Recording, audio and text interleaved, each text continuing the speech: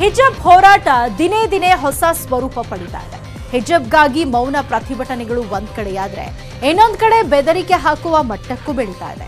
ಕೋರ್ಟ್ನಲ್ಲಿ ವಿಚಾರಣೆ ನಡೀತಾ ಇರುವಾಗಲೇ ಕಾಲೇಜಿನ ಕ್ಯಾಂಪಸ್ಗಳು ರಣಾಂಗಣವಾಗ್ತಾ ಇದೆ. ಇವತ್ತು ಕೂಡ ರಾಜ್ಯದ ನಾನಾ ಕಡೆ ಕ್ಯಾಂಪಸ್ಗಳಲ್ಲಿ ಗದ್ದಲ, ಗಲಾಟೆ, ವಾಕ್ಸಮರ ನಡೆದಿದೆ. ಹಿಜಾಬ್ಗಾಗಿ ಹಿಡಿದ ಪಟ್ಟು ಬಿಡುತ್ತಲೇ ಇಲ್ಲ. ಸಿಟ್ಟು, ಹೋರಾಟ, ಆಕ್ರೋಶ, ಬೆದರಿಕೆ, ಧಮಕಿ.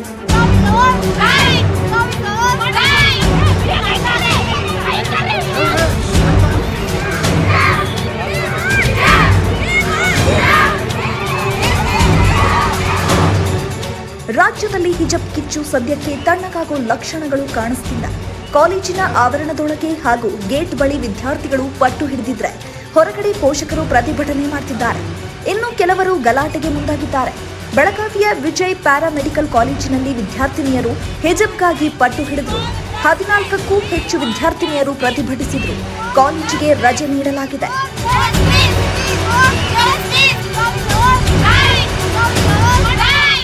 ಎರಡು ದಿವಸದಿಂದ ನಾವು ಅವ್ರಿಗೆ ಪರ್ಸ್ನಲಿ 1-to-1 ಆಗಲಿ ಮಾತಾಡಿ ಎಲ್ಲ ಕನ್ವಿನ್ಸ್ ಮಾಡೋಕ್ಕೆ ನೋಡಿದ್ದೀವಿ. ಎಲ್ಲ ಆಗಿದೆ.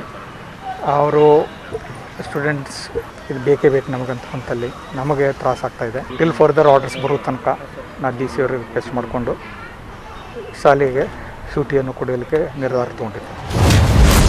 ಕಾಲೇಜಿಗೆ ನುಗ್ಗಿದ 100ಕ್ಕೂ ಅಧಿಕ ಜನ. ಮೊಬೈಲ್ ಕಸಿದುಕೊಂಡು ವಿಡಿಯೋ ಡಿಲೀಟ್.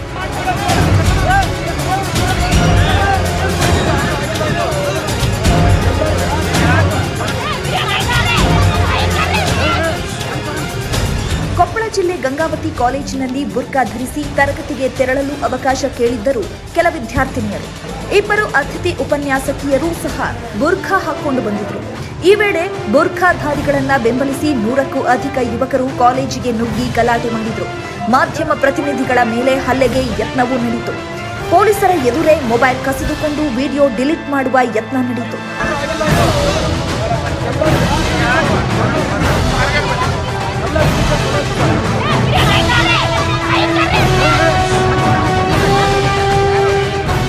ಚಿತ್ರದುರ್ಗದ SRS ಪದವಿ ಕಾಲೇಜಿನಲ್ಲಿ ಹಿಜಾಬ್ ಧರಿಸಿಯೇ ಬರುವುದಾಗಿ ವಿದ್ಯಾರ್ಥಿಗಳು ಪಟ್ಟು ಹಿಡಿದಿದ್ರು. ಪೊಲೀಸರು ಉದ್ವಿಗ್ನ ಪರಿಸ್ಥಿತಿ ತಿಳಿಗೊಳಿಸಿದ್ರು. ಇನ್ನು ಯಾದಗಿರಿಯ ನ್ಯೂ ಕನ್ನಡ ಕಾಲೇಜಿನಲ್ಲಿ ವಿದ್ಯಾರ್ಥಿನಿಯರು ಹಿಜಾಬ್ಗೆ ಪಟ್ಟು ಹಿಡಿದ್ರು. ತರಗತಿ ಬಹಿಷ್ಕರಿಸಿ ಕಾಲೇಜಿನಿಂದ ಹೊರನಡೆದ್ರು. ಈ ನಡುವೆ ಶಿವಮೊಗ್ಗದ ಶಿರಾಳಕೊಪ್ಪ ಕರ್ನಾಟಕ ಪಬ್ಲಿಕ್ ಸ್ಕೂಲ್ನ 58 ವಿದ್ಯಾರ್ಥಿಗಳನ್ನು ಸಸ್ಪೆಂಡ್ ಮಾಡಲಾಗಿದೆ. ವಿದ್ಯಾರ್ಥಿಗಳಿಗೆ ತಿಳಿ ಹೇಳಲು ಸಾಕಷ್ಟು ಪ್ರಯತ್ನ ಮಾಡಿದ್ರು. ಯಾರ ಮಾತಿಗೂ ಬೆಲೆ ಕೊಡದೆ ಹಿಜಾಬ್ ಧರಿಸಿಯೇ ಬರ್ತೇವೆ ಎಂದು ಕಾಲೇಜಿಗೆ ಬಂದಿದ್ರು.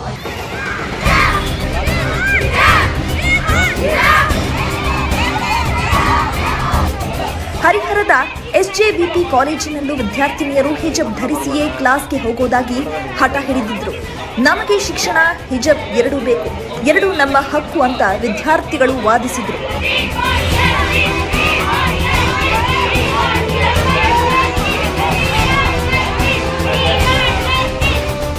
ರಾಮನಗರ ಜಿಲ್ಲೆಯ ಕರ್ನಾಟಕ ಪಬ್ಲಿಕ್ ಶಾಲೆಯ ವಿದ್ಯಾರ್ಥಿನಿಯರು ಹಿಜಾಬ್ಗಾಗಿ ಕಾಲೇಜು ಮುಂದೆ ಪ್ರತಿಭಟನೆ ನಡೆಸಿದ್ರು.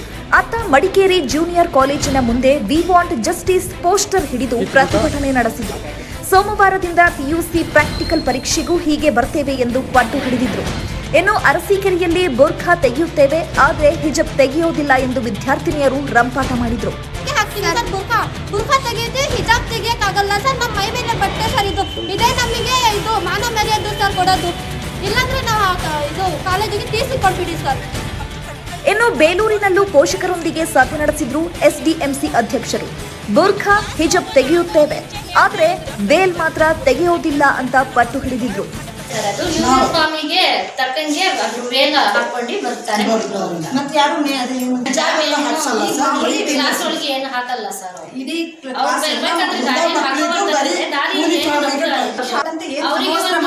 ರೂಮು ಕೊಟ್ಟಿದ್ದಾರೆ, ಬಿಚ್ಚಿ ಬಂದು ಕ್ಲಾಸಿಗೆ ಕೂರ್ತಾರಂತ ಹೇಳಿದ್ದಾರೆ ಟೀಚರ್ಸ್. ಹಾಕೊಂಡು ಬಂದು ಬುರ್ಕಾ ಅವರು ರೂಮ್ ಕೊಟ್ಟಿದ್ದಾರೆ, ಅಲ್ಲಿ ಬುರ್ಕಾ ತೆಗ್ದು ಯೂನಿಫಾರ್ಮಿಗೆ ಸಮವಸ್ತ್ರ ಮಾಡಿದ್ದಾರೆ. ಅದಕ್ಕೆ ಹಾಕೊಂಡು ಹಿಜಾಬ್ಗಾಗಿ ಸ್ಟೇಷನ್ ಮೆಟ್ಟಿಲೇರಿದ ವಿದ್ಯಾರ್ಥಿನಿಯರು. ಪ್ರಿನ್ಸಿಪಾಲ್ಗೆ ಜೀವ ಬೆದರಿಕೆ ಹಾಕಿದ ಪಾತಕಿಗಳು. ಚಿತ್ರದುರ್ಗದಲ್ಲಿ ಪೊಲೀಸ್ ಠಾಣೆ ಮೆಟ್ಟಿಲೇರಿದೆ ಹಿಜಾಬ್ ವಿವಾದ. ಹಿಜಾಬ್ ಧರಿಸಿದ್ದವರಿಗೆ ಪ್ರವೇಶ ನಿರಾಕರಿಸಿದ್ದಕ್ಕೆ ಠಾಣೆಗೆ ಬಂದಿದ್ರು ಸ್ಟೂಡೆಂಟ್ಸ್.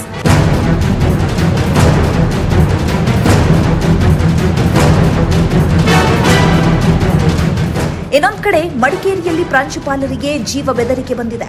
ಹಿಜಾಬ್ ತೆಗೆಯುವಂತೆ ಸೂಚಿಸಿದ್ದ ಜೂನಿಯರ್ ಕಾಲೇಜಿನ ಪ್ರಾಂಶುಪಾಲ ವಿಜಯ್ಗೆ ಮೊಹಮ್ಮದ್ ತೌಸಿಫ್ ಎಂಬಾತನಿಂದ ಜೀವ ಬೆದರಿಕೆ ಬಂದಿದೆ. ಸಾಮಾಜಿಕ ಜಾಲತಾಣಗಳಲ್ಲಿ ಒಳ್ಳೆಯ ಅಭಿಪ್ರಾಯಗಳು ವ್ಯಕ್ತ ಆಯಿತು. ಮತ್ತು ಒಬ್ಬ ವ್ಯಕ್ತಿ ಅವನು ನನಗೆ ಜೀವ ಬೆದರಿಕೆಯನ್ನು ಹಾಕಿ ಅಂತ ಪದವನ್ನು ಬಳಸಿ ನನಗೆ ಹೀಯಾಳಿಸಿ ಬೆದರಿಕೆ ಹಾಕಿದ್ದಾನೆ ಸರ್. ಅದನ್ನು ನಾನು ಕಂಪ್ಲೇಂಟ್ ಕೊಡ್ತೇನೆ ಸರ್. ಅದೇ ನೀನು ಹೆಚ್ಚು ಕಾಲ ಬಾಳಲ್ಲ ಅಂತ ಹೇಳಿ ಬಿಟ್ಟು ನನಗೆ ಹಾಕಿದ್ದಾರೆ. ನಾನು ನನ್ನ ಮೊಬೈಲ್ ಇದರಲ್ಲಿ ತೆಗೆದು ನೋಡಿದಾಗ ಯೂಟ್ಯೂಬ್ ಇದರಲ್ಲಿ ಬಿಟ್ಟಿದ್ದಾರೆ, ಅದರಲ್ಲಿ ಹಾಕಿದ್ದಾರೆ ಸರ್. ಯೂನಿಫಾರ್ಮ್ ಹಾಕದೆ ಬಂದರೆ 200 ರೂಪಾಯಿ ದಂಡ. ಸಮವಸ್ತ್ರ ಧರಿಸದೆ ಬಂದರೆ 200 ರೂಪಾಯಿ ದಂಡ ಪಾವತಿಸಬೇಕು ಅಂತ ಹಾಸನದ ಮಹಿಳಾ ಸರ್ಕಾರಿ ಪ್ರಥಮ ದರ್ಜೆ ಕಾಲೇಜಿನ ಮುಂಭಾಗ ಕಾಲೇಜು ಆಡಳಿತ ಮಂಡಳಿ ನೋಟಿಸ್ ಹಾಕಿದೆ. ಇದು ಮಕ್ಕಳಲ್ಲಿ ಎಚ್ಚರಿಕೆ ಮೂಡಿಸೋ ಪ್ರಯತ್ನ. Bureau report, news 18 Kannada. ಹಿಜಾಬ್ ವಿಚಾರದಲ್ಲಿ ದಿನಕ್ಕೊಂದು ಸ್ಫೋಟಕ ಹೇಳಿಕೆ ಹೊರಬರ್ತಾ ಇದೆ. ವಿದೇಶದಿಂದ ಹೋರಾಟದ ಕಿಚ್ಚು ಎದ್ದಿದೆ ಅಂತ ಸಚಿವ ಆರ್ ಅಶೋಕ್ ಹೇಳಿದ್ದಾರೆ. ಈ ನಡುವೆ ಶ್ರೀರಾಮ್ ಸೇನೆ ಅಧ್ಯಕ್ಷ ಮುತಾಲಿಕ್ ಬಿಜೆಪಿ ವಿರುದ್ಧವೇ ಬೊಟ್ಟು ಮಾಡಿದ್ದಾರೆ. ಇನ್ನೊಂದು ಕಡೆ ಸರ್ವಧರ್ಮ ಗುರುಗಳು ಗಲಾಟೆ ಗದ್ದಲ ಬಿಟ್ಟು ಸಹಬಾಳ್ವೆಯತ್ತ ಸಾಗಿ ಅಂತ ಸಂದೇಶ ನೀಡಿದ್ದಾರೆ. ವಿದೇಶಿ ಶಕ್ತಿಗಳ ಕೈವಾಡ ಇದೆ, ಉಗ್ರಗಾಮಿ 100% ಇದೆ. ಸೊ ಹಿಂದೂಸ್ತಾನದಲ್ಲಿ ನೀವು ಬಳೆ ಕುಂಕುಮ ಇವತ್ತು ದೇವರ ಬಗ್ಗೆ ಮಠ ಮಂದಿರ ಬಗ್ಗೆ ಮಾತಾಡಿದರೆ ಹುಷಾರಾಗಿರಿ. ಹಿಜಾಬ್ ಹಿಂದೆ ವಿದೇಶಿ ಹೋರಾಟದ ಕೈವಾಡ. ಕಂದಾಯ ಸಚಿವ ಅಶೋಕ್ ಸ್ಫೋಟಕ ಹೇಳಿಕೆ. ಹಿಜಾಬ್ ಕಿಚ್ಚಿನ ಹಿಂದೆ ವಿದೇಶಿಗರ ಕೈವಾಡ ಇದೆ ಅಂತ ಪದೇ ಪದೇ ಸ್ಫೋಟಕ ಸುದ್ದಿ ಬರ್ತಾನೆ ಇವೆ.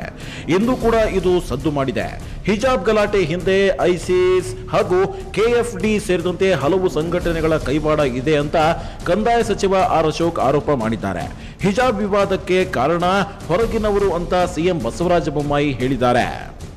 ಬಹಳಷ್ಟು ಹೊರಗಿನ ಜನ ಹೋಗಿ ಗೊಂದಲವನ್ನು ಸೃಷ್ಟಿ ಮಾಡ್ತಾರೆ. ಅದಕ್ಕೆ ಇದೆಲ್ಲ ಗೊಂದಲ ಆಗಿದೆ. ಈ ವಾತಾವರಣ ತಿಳಿಯಾಗಬೇಕು ಅಂತ ನಾನು ಕೇಳ್ತೀನಿ. ಎಲ್ಲ ಬೆರಳೆಣಿಕೆಯಷ್ಟು ಕಡೆ ಅನಗತ್ಯವಾದಂತ ಗೊಂದಲವನ್ನ ಸೃಷ್ಟಿ ಮಾಡಿದ್ದಾರೆ.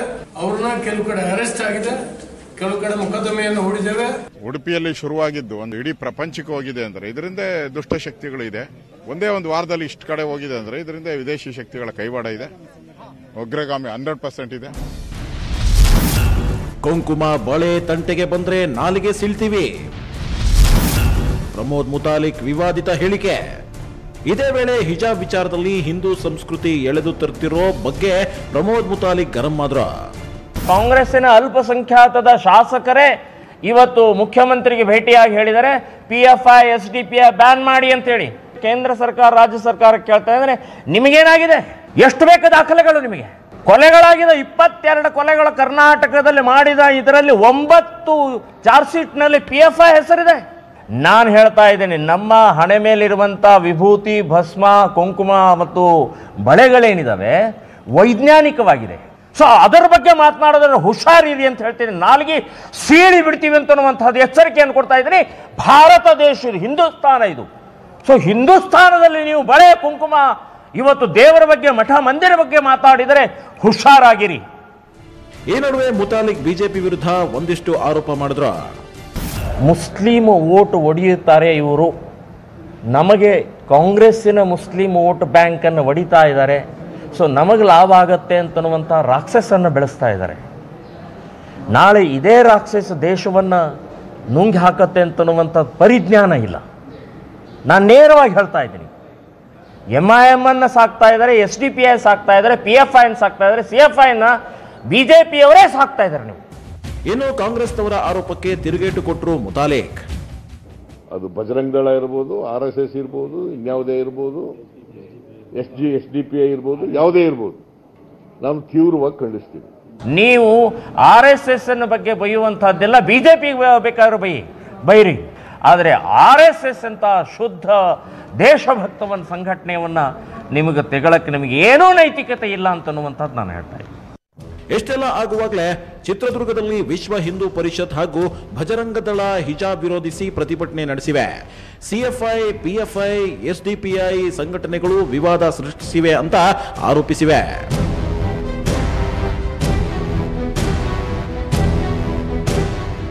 ಒಂದ್ ಕಡೆ ಹಿಜಾಬ್ ವಿವಾದ ರಾಜ್ಯದಲ್ಲಿ ಕಿಚ್ಚು ಹಚ್ಚಿಸಿದ್ರೆ, ಇತ್ತ ಹಿಜಾಬ್ ಕಿಚ್ಚು ಆರಿಸಿ ನಾವೆಲ್ಲ ಶಾಂತಿ ಸೌಹಾರ್ದದಿಂದ ಸಹಬಾಳ್ವೆ ನಡೆಸೋ ಎಂಬ ಸಂದೇಶ ಸಾರ್ತಿದ್ದಾರೆ ಮಠದ ಶ್ರೀಗಳು ಹಾಗೂ ಮುಸ್ಲಿಂ ಧರ್ಮಗುರುಗಳು.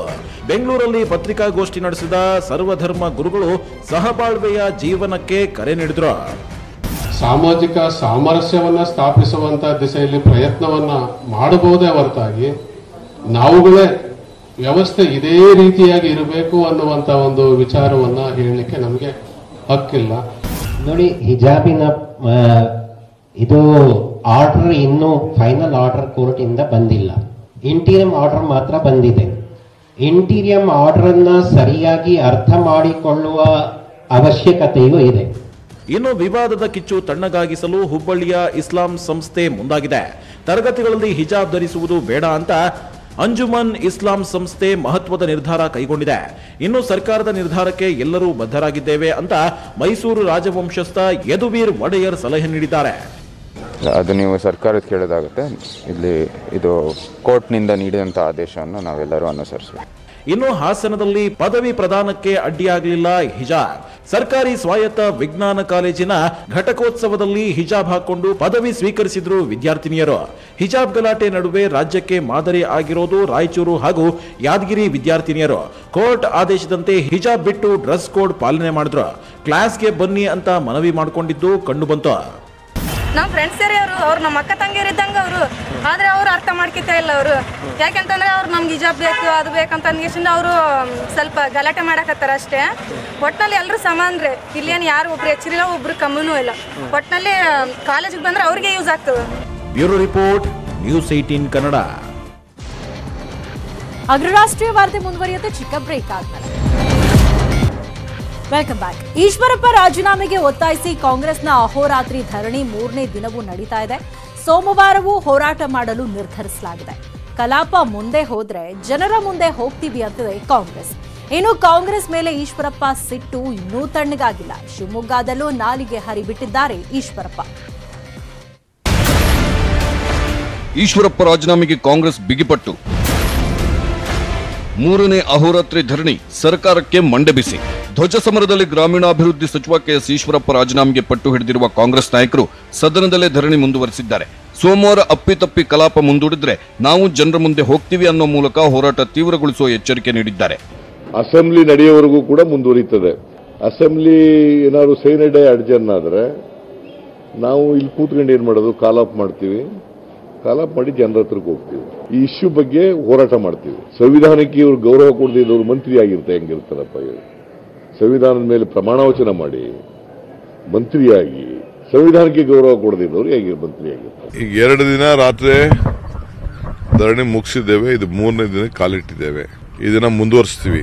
ಈಗ ಆಯ್ತು, ಫಸ್ಟ್ ಕೇಸ್ ರಿಜಿಸ್ಟರ್ ಮಾಡ್ಸಕ್ ಕೇಳ್ರಿ. ನಾವು ಅಧಿವೇಶನದಲ್ಲಿ ಒಳಗಡೆ ತಪ್ಪು ಮಾಡಿದೀವೋ ಹೊರಗಡೆ ತಪ್ಪು ಮಾಡಿದೀವೋ ನಾವೇನ ಮಾಡಿದ್ರೆ ಕಾನೂನು ಕ್ರಮ ಕೈಗೊಳ್ಳಿ. ಫಸ್ಟ್ ಈತನ ಮೇಲೆ ಸೆಡಿಷನ್ ಕೇಸ್ ಹಾಕಬೇಕು. ನಮ್ಮ ಹೋರಾಟ ಹಳ್ಳಿಗೂ ಜನರ ಮಧ್ಯೆ ಜನತಾ ನ್ಯಾಯಾಲಯಕ್ಕೆ ನಾವು ತೆಗೆದುಕೊಂಡು ಹೋಗ್ತೇವೆ. ಅವರು ಸರ್ಕಾರದವರು ತಪ್ಪು ಮಾಡಿದ್ದಾರೆ, ಅದನ್ನು ಅವರು ಡಿಫೆಂಡ್ ಮಾಡಿಕೊಂಡಷ್ಟು ಒಳ್ಳೇದು ನಮಗೆ. ನಾವು ಅವ್ರ ಹೋರಾಟ, ನಮ್ಮ ಹೋರಾಟವನ್ನು ನಾವು ನಿಲ್ಲಿಸೋದಿಲ್ಲ. ಯಾರು ಸ್ವತಂತ್ರ ಭಾರತದ ತ್ರಿವರ್ಣ ಧ್ವಜಕ್ಕೆ ಅಪಮಾನ ಮಾಡಿದ್ದಾರೆ ಅವರು ಈ ರಾಷ್ಟ್ರದ ಪ್ರಜೆ ಆಗಿರೋಕ್ಕೆ ಲಾಯಕ್ ಇಲ್ಲ. ಅವ್ರು ರಾಜೀನಾಮೆಗೆ ಬರಬೇಕು. ಆ ರಾಜೀನಾಮೆಗೆ ಹೋರಾಟ ಮಾಡ್ತಾನೆ ಇರ್ತೀವಿ. ಹರಕ ಬಾಯಿ ದಾಸ, ಬಚ್ಚಲ್ ಮನೆ ಬಾಯಲ್ಲಿ ನಿಮ್ಗೇನು ಬಚ್ಚಲ್ ಮನೆಗೆ ಹೋದ್ರೆ ಒಳ್ಳೆ ಇದು ಸುಗಂಧದ ವಾಸನೆ ಬರುತ್ತಾ? ಅದೇ ತರ ಈಶ್ವರಪ್ಪಂದು ಕೂಡ ಅದು ಬಾಯಲ್ಲ, ಬಚ್ಚಲ್ ಮನೆ. ರಾಷ್ಟ್ರ ಧ್ವಜಕ್ಕೆ ಅವಮಾನ ಮಾಡಿದ್ದಕ್ಕಾಗಿ ರಾಜೀನಾಮೆ ಕೊಡಬೇಕು ಅನ್ನತಕ್ಕಂಥ ಮಾತನ್ನ ನಾನು ಕೂಡ ನಮ್ಮ ಪಕ್ಷದ ನಿಲುವನ್ನು ಸಮರ್ಥನೆ ಮಾಡ್ತೇನೆ. ಮತ್ತು ಈ ರೀತಿಯಾಗಿ ಮಾತನಾಡಬಾರ್ದು.